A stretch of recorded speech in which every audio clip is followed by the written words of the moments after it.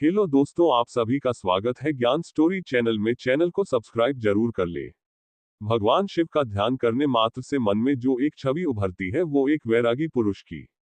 इनके एक हाथ में त्रिशूल, दूसरे हाथ में डमरू, गले में सर्प माला, सिर पर त्रिपुंड चंदन लगा हुआ है।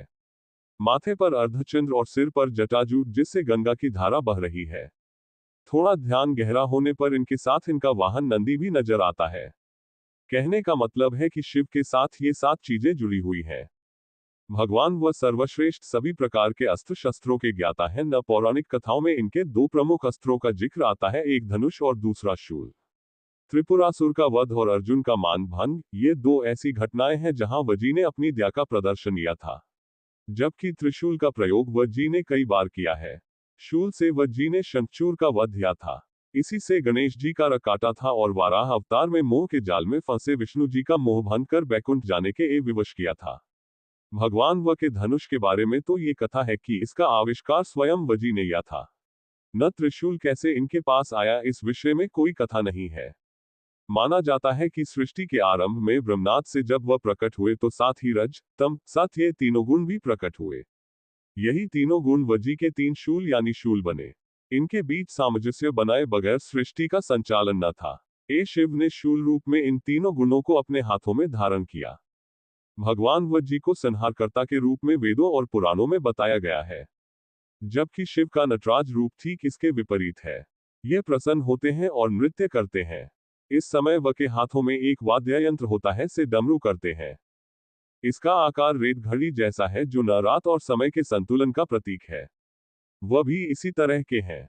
इनका एक स्वरूप वैरागी का है तो दूसरा भोगी का है जो नृत्य करता है, वार के साथ जीता है। शिव के डमरू ही सबसे तवाद्य यंत्र है। ये भी माना जाता है कि तरह वह आदि देव है, उसी प्रकार डमरू भी आदि वाद्य यंत्र है।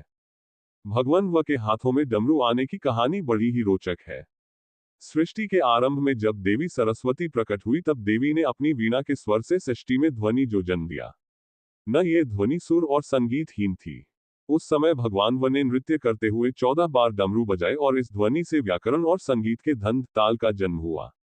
कहते हैं कि डमरू ब्रह्मा का स्वरूप है जो दूर से विस्तृत नजर आता है। न जैसे जैसे ब्रह्मा के करीब पहुंचते हैं वह तहो दूसरे रेस से ल जाता है और विशालता की ओर बढ़ता है।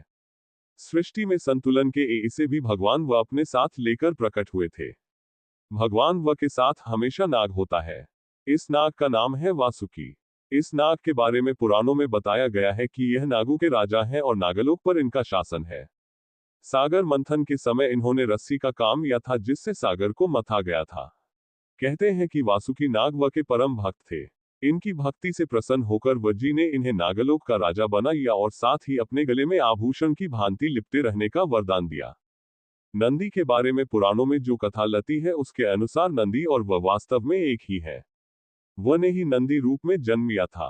कथा है कि लाद नाम के ऋषि मोह माया से मुक्त होकर तपस्या में लीन हो गए। इससे इनके पूर्वज और तरों को ता हुई कि इनका वंश समाप्त हो जाएगा। तरों की सलाह पर लाद ने वजी की तपस्या करके एक अमर पुत्र को प्राप्त किया जो नंदी नाम से जाना गया। वह का अंश होने के कारण नंदी व के करीब रहना चाहता था। वजी की तपस्या से नंदी व के गणों में प्रमुख हुए और वृषभ रूप में व का वहन बनने का सौभाग्य प्राप्त किया।